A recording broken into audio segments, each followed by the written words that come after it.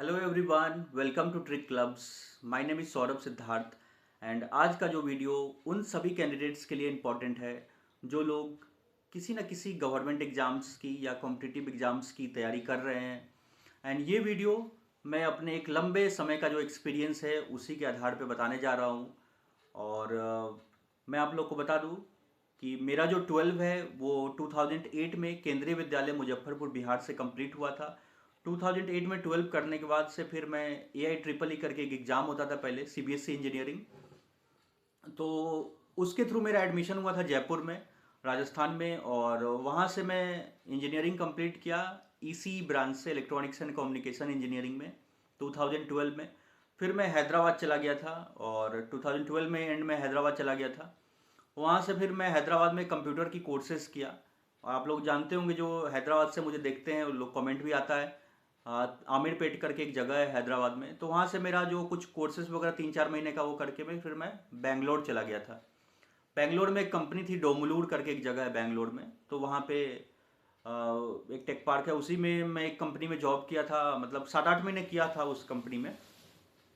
Job करने के बाद फिर मेरा मन मुताबिक कंपनी नहीं था, मुझे ढंग की कंपनी मिली नहीं थी। और बहुत जगह मैनेजर राउंड में रिजेक्ट हुआ था, वो सब फिर मैं छोड़ के फिर गवर्नमेंट जॉब की तैयारी करने वापस मैं दिल्ली आ गया।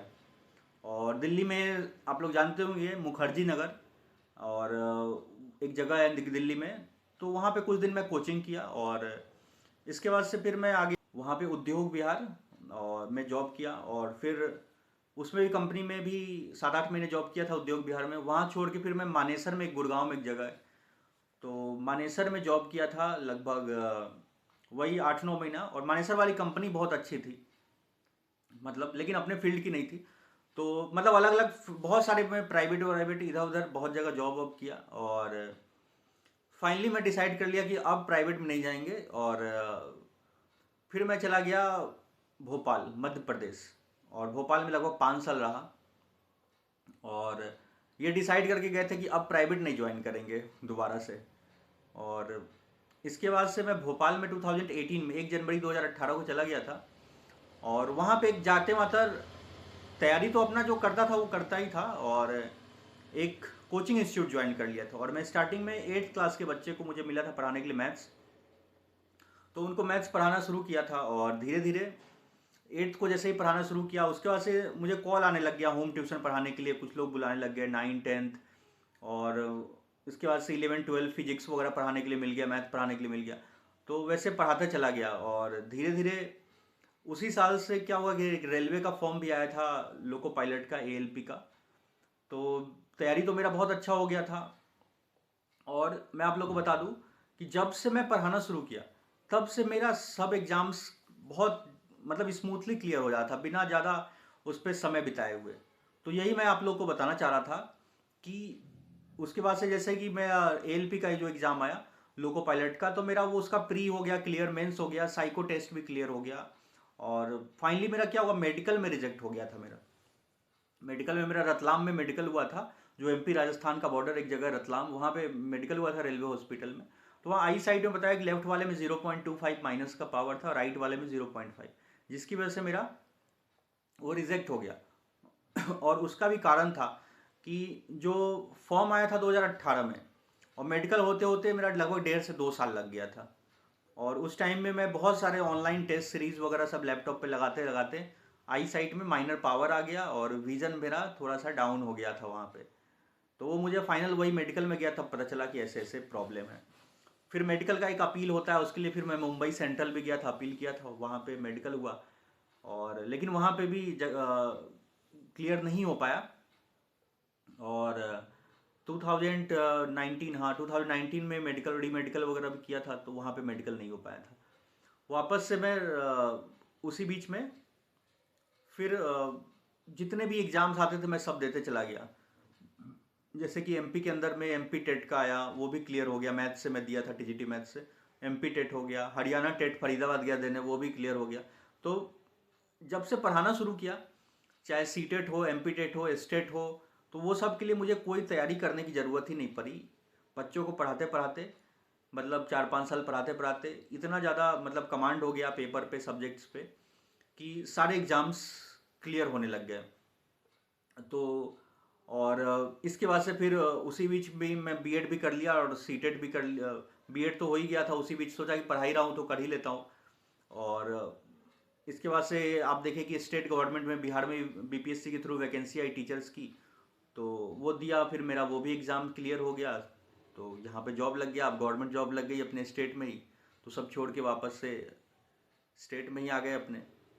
तो इतना बताने का मतलब यही था आप लोग को कि आप चाहे किसी भी एग्ज़ाम्स की तैयारी कर रहे हैं, आप लोग को यही सजेस्ट करेंगे कि पूरा दिन तैयारी नहीं होता है। चाहे आप यूपीएससी के लिए कर रहे हो या बैंकिंग एसएससी के लिए, पूरे दिन आप पढ़ाई भी नहीं कर सकते।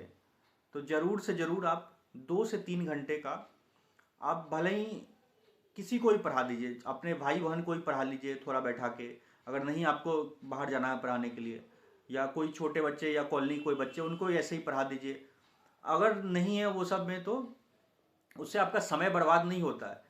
उससे क्या होगा, वो लोग डाउट पूछेंगे, आपका माइंड और शार्प होता है। जितना ज़्यादा क्वेश्चंस प्रॉब्लम सॉल्व कीजिएगा, अलग अलग तरीका डेवलप होगा और वो बहुत हेल्प करेगा। और वही चीज़ मेरे साथ होता था कि मैं जब भी पढ़ाना शुरू किया तो मुझे बहुत ही अच्छा हेल्प मिल गया, कमांड हो गया।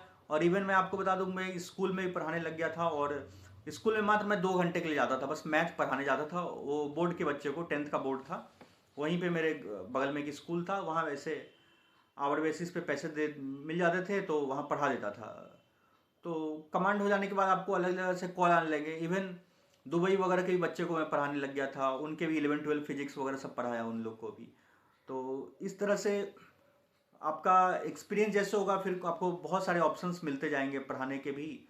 और एग्ज़ाम तो क्लियर गारंटेड होगा ही, क्योंकि सिलेबस वही है।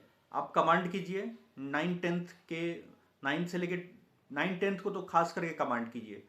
मैथ साइंस बहुत ही अच्छे एनसीईआरटी के लिए, उस पर पकड़ कीजिए। सोशल कीजिए, और साइड में करेंट वगैरह तो फिर देखते ही रहते हैं। तो जनरल जो वनडे एग्ज़ाम, ये सब तो ऐसे ही क्लियर आपका हो जाएगा। और आपका मन भी लगा रहेगा, और एक अर्निंग भी अच्छी होगी आपकी, कहीं से भी आप पढ़ाइए। चाहे आप ऑनलाइन प्लेटफॉर्म पर पढ़ा दीजिए या जाके पढ़ा दीजिए। तो यही करेंगे कि आप 3 से 4 घंटे अपना समय निकालिए, और बच्चों को पढ़ाने में भले ही शुरू में पैसा कम मिले, वो कोई मतलब नहीं है। बस आपका एक नॉलेज इन्हांस होगा, इम्प्रूव होगा। और आसपास में कोई जैसे कि आप होम ट्यूशन हो गया, या और कोई नहीं जा सकते हैं तो आपके घर पे ही कुछ बोर्ड वगैरह, एक फ्लैक्स बन जाता है, वो लगा दीजिए। आप घर पे बच्चे भी आएंगे पढ़ने के लिए भी, और गारंटेड है कि आपका नॉलेज इम्प्रूव होगा। मैं भी ऐसे ही किया था कि एक फ्लैक्स 2 250 रुपये का बन जाता है, आप घर के सामने एक लगा दीजिए बनवा के, अपना नाम मोबाइल नंबर, और फिर कॉल आने लगेंगे। और धीरे धीरे आपका ऑटोमेटिक लोग खोज खोज के आप लोग को आ जाएंगे। तो मैं अभी तो यहाँ पढ़ाता हूँ स्टेट गवर्नमेंट, लेकिन अभी भी मुझे भोपाल से कॉल आते रहते हैं, और दुबई से भी कॉल आते रहते हैं कि सर पढ़ाने के लिए, और कब आइएगा। स्कूल से भी कॉल आते हैं। तो उस तरह से आप 4 5 साल में अपना, या आप जो भी समय दीजिएगा, एक इस तरह से इमेज बना लीजिए और कमांड कर लीजिए, और आपको खुशी मिलेगी, बच्चों का अच्छा रिजल्ट आएगा। और मुझे भी कॉल आते रहता था, ऐसे बहुत लोगों का अच्छे अच्छे मार्क्स आते हैं, रिजल्ट आते हैं, तो अभी भी बुलाते हैं। और फिर मैं एक अपना कोचिंग भी खोल लिया था, तो उसमें भी बहुत एक लंबे समय तक पढ़ाया उसमें। तो यही है कि मेन मैं आप लोग को यही फोकस, बार बार यही बोलना चाह रहा हूँ कि आप जो भी एग्ज़ाम्स की तैयारी कर रहे हैं, तो टेस्ट सीरीज़ तो लगाना ही है आपको। वो तो आप उसके लिए आप समय एक डिसाइड कर लिए।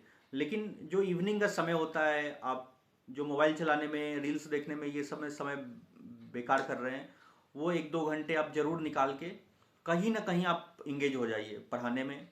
चाहे स्कूल में, पार्ट टाइम में, जहाँ मिले। हाँ, लेकिन एक चीज़ और बोल रहा हूँ कि जैसे आप तैयारी कर रहे हैं, तो फुल टाइम वाला कोशिश कीजिए, अवॉइड कीजिए जॉब। जैसे कि ये नहीं कि आप सुबह के 8 बजे से लेके एकदम पूरा शाम के 3 4 बजे 5 बजे तक पूरा इन्वॉल्व हो जाएंगे, उसमें आप थक जाइएगा और फिर तैयारी नहीं कर पाइएगा। तो अवॉइड कीजिए कि फुल टाइम अगर कुछ तैयारी कर रहे हैं तो फुल टाइम जॉब मत पकड़िए। 3 से 4 घंटे ही इन्वॉल्व रखिए अपने आप को, कोचिंग में, ट्यूशन में, या जो भी हो। बाकी ज़रूर आपको रिजल्ट मिलेगा, आप फॉलो कीजिए, है ना। मिलते हैं नेक्स्ट वीडियो में। So thank you for watching.